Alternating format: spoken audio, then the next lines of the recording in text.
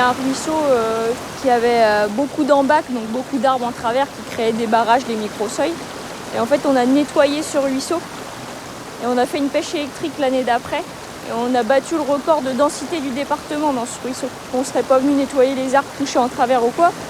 Les truites, elles n'auraient pas pu aller s'y reproduire.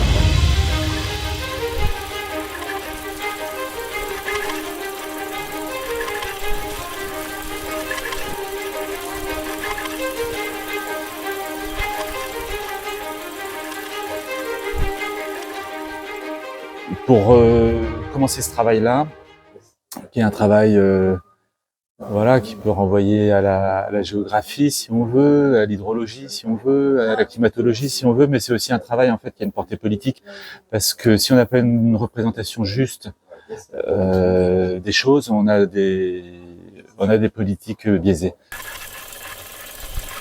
Alors pourquoi, comment en fait, la question de la biodiversité s'étoffe, hante mes films précédents. Déjà dans Le Temps des Grâces, on en parle, mais c'est toujours en mineur. Il y a la question du paysage domine, en tout cas dans Le Temps des Grâces, et la question de l'aménagement et des institutions et des acteurs domine dans la ligne de partage des eaux. Mais néanmoins, voilà, la question de la biodiversité, elle est là, et donc là, j'avais vraiment c'est quelque chose. Oui, au début, je pense que je me dis, je vais faire le portrait d'une rivière, justement, et puis le travail déplace la problématique, la reformule. Et effectivement, je me dis, le sujet, c'est l'eau. Donc, ce que je sais très tôt, c'est que pour donner à voir quelque chose, il faut un périmètre. Donc, je choisis un bassin versant. Et je m'interdis de le quitter. Je vais pas aller faire une séquence sur la Seine, une séquence sur le Rhône et une séquence en Ardèche. Non, non, il faut montrer comment ça marche un bassin versant. C'est la logique de bassin versant qui est importante. Ensuite, il y a l'envie de faire un film qui rende justice à la beauté de ces rivières et de ces vallées. En me disant aussi que, comme stratégie, peut-être que de prendre le parti de la beauté peut être plus efficace que de rendre compte de la laideur. Tranquillement, on va pas sauver la planète aujourd'hui. Hein, L'aimant, c'est important, il faut avoir ça pour déceler la ferraille. Le discours que le film produit montre bien, nous fait bien entendre que cette beauté, elle est fragile et menacée. Et puis, plus encore, le film nous amène à mieux voir ce qu'on voit, à voir plus loin, à voir ce qui est caché, ce qui est tapi dans les profondeurs de l'image, à savoir ce qu'il y a dans la rivière. Donc là, il y a une sorte de conflit, il y a deux rhétoriques, il y a à la fois l'envie d'être dans un film complètement dédié à l'attention, à l'observation, à la contemplation, à être dans des sensations, dans des gestes. Et puis j'ai quand même besoin aussi des mots. Donc la grosse difficulté au montage, ça a été d'organiser les circulations de l'un à l'autre. Et ça nous a pris du temps. Et ça passe par ça passe par des choses qui, je pense, aujourd'hui sont invisibles dans le film. Voilà le décor habituel de la pêche du saumon sauvage de l'Adour. Il faut le voir parce que moi ça me surprend toujours, moi de mai par exemple ou juin, les filets souvent ils se succèdent. Hein. En remontant la rivière, eh bien, il vient malheureusement se prendre dans le mur invisible des filets dérivants. Et c'est un passage obligé pour les saumons, une véritable nasse, quoi. L'enjeu formel, c'était de faire un film à la fois lent et rapide, à la fois sinueux et tendu, à la fois doux et dur, à la fois calme et en colère. Et parce que je me passerai de la ligne de discours, la ligne politique, la ligne la ligne angoissée, la ligne en colère. On serait dans les écoulements, dans toutes ces formes qui apparaissent à la surface de l'eau, les tourbillons, les ondes, les cascades.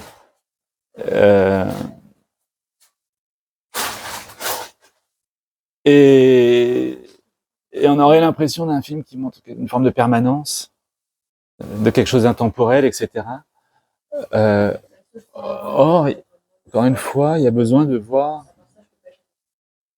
ce qu'il y a dedans. Le film, c'est un effort.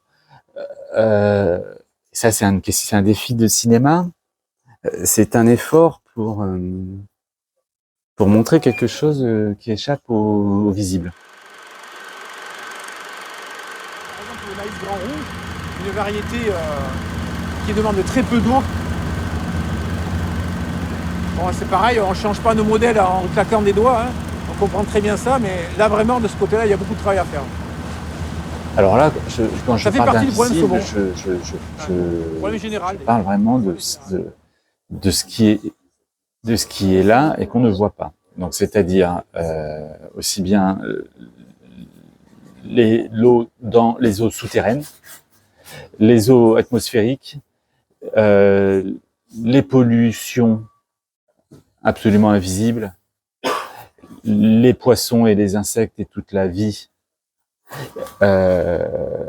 qui sont là ou peu là, mais qui de toute façon sont tapis dans les profondeurs de la rivière et qu'on ne voit pas. J'ai même envie de dire ce qui est là et qui n'est pas visible. C'est ce que l'œil exercé peut inférer de l'état d'une berge, de l'état d'un arbre, d'une plante, etc. Tout ce que lui, il en déduit sur l'état du milieu et que nous, on ne voit pas. Ou en tout cas, moi, je ne vois pas. Je vois un arbre, j'ai l'impression que cet arbre va bien. Je vois des galets dans la rivière et j'ai l'impression que ces galets me racontent une rivière saine. Or, si on retourne le galet et qu'on a les moyens de comparer avec des états antérieurs de la rivière, alors là, tout d'un coup, on enrichit le visible. Donc c'est ça que le film fait inlassablement. C'est ça qui va nous pourrir la vie. C'est pas les grosses matières qu'on a récupérées. Celle-ci, bon, si celle-ci elle est bien éclatée, mais c'est ça qui nous pourrit la vie là. Donc le saumon, c'est un des motifs du film. Il y en a d'autres. Il y a le maïs et il y a les barrages.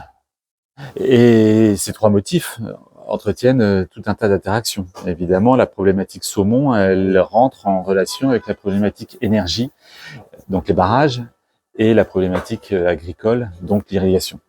Donc, mais je dirais que c'est les trois motifs. C'est pour ça que je dis parfois que pour filmer la rivière aujourd'hui, il faut filmer plus large que la rivière. Il faut aller filmer les champs de maïs, les barrages, les infrastructures, le saumon. C'est ça qui nous aide aussi en creux à dessiner la rivière.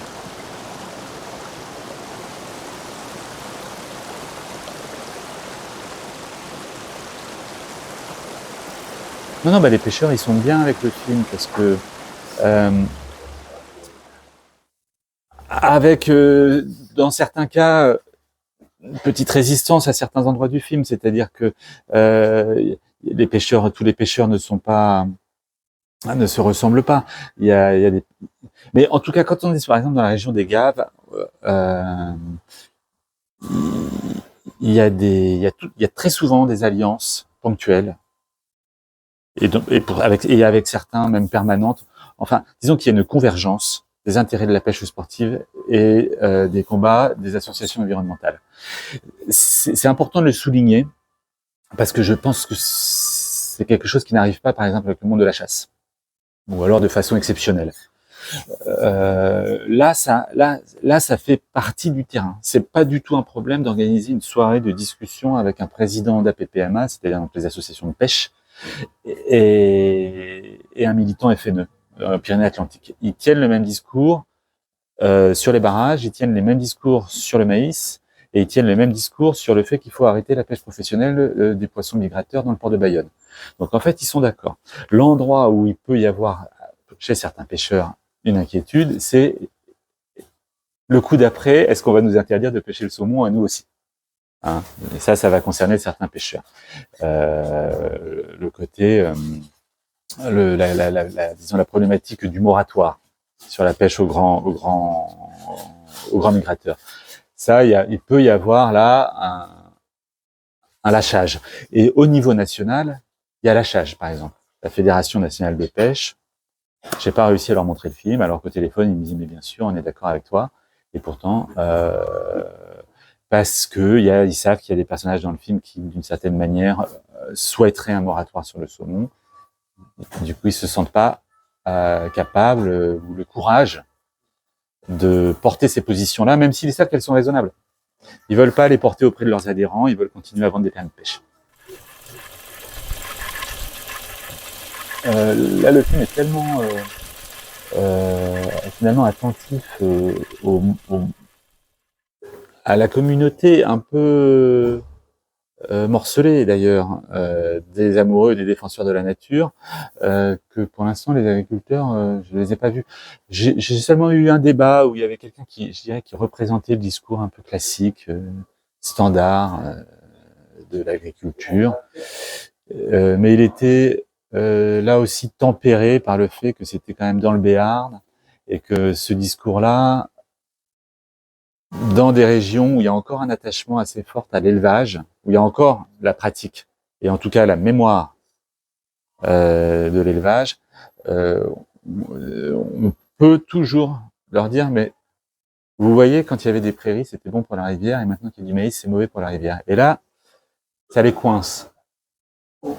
Parce que leur attachement à la prairie, alors évidemment, on retombe sur le truc quasi réflexe de ce monde agricole-là, c'est de dire que c'est la faute aux autres. On fait ce qu'on nous a demandé de faire. Bon, en fait, effectivement, c'est pas complètement faux. Ils suivent la subvention. Bah, effectivement, parce qu'en plus dans le film, il y a une séquence avec un agriculteur qui est éleveur et qui cultive et qui est même à l'origine en fait de la remise en culture d'un vieux maïs. On peut appeler ça seulement des variétés locales, rustiques, anciennes. On appelle ça aussi beaucoup des variétés population. Donc il a sauvé le grand roubasque avant extinction. Et aujourd'hui, il y a une vingtaine de producteurs de ce maïs. Donc ça, c'est des combats politiques extrêmement importants, hein. Extrêmement importants, la question des semences. C'est un des grands enjeux, en fait. Donc je voulais aussi faire comprendre que la question des rivières et de la biodiversité, c'est pas seulement la biodiversité animale ou la biodiversité des plantes sauvages, mais aussi la diversité des plantes cultivées. Hein, on avait une quantité extraordinaire de variétés locales et avec la modernisation agricole et la production des semences par des semenciers, cette diversité a disparu. Or, aujourd'hui, on lui retrouve un grand intérêt agronomique, puisque dans ces temps de changement climatique très rapide, on a besoin de retrouver une diversité génétique et de refaire de la sélection localement, c'est-à-dire au champ. Donc, ce que je montre, c'est un geste qui est le geste de l'agriculteur depuis le néolithique et qui s'est perdu dans les années 50, qui est le geste de sélectionner les spécimens qu'on va replanter l'année d'après. Là, il y a une importance. Donc, c'est quelque chose qui est en train de devenir une évidence pour tout un tas d'acteurs, mais ça n'a pas encore percolé dans la tête, évidemment, de nos administrations. Donc, voilà, il va falloir, ça va prendre combien de temps? Est-ce que ça va prendre encore un siècle pour que l'évidence s'impose? Je ne sais pas, mais enfin, certainement, il faut mettre les bouchées doubles sur ces enjeux-là.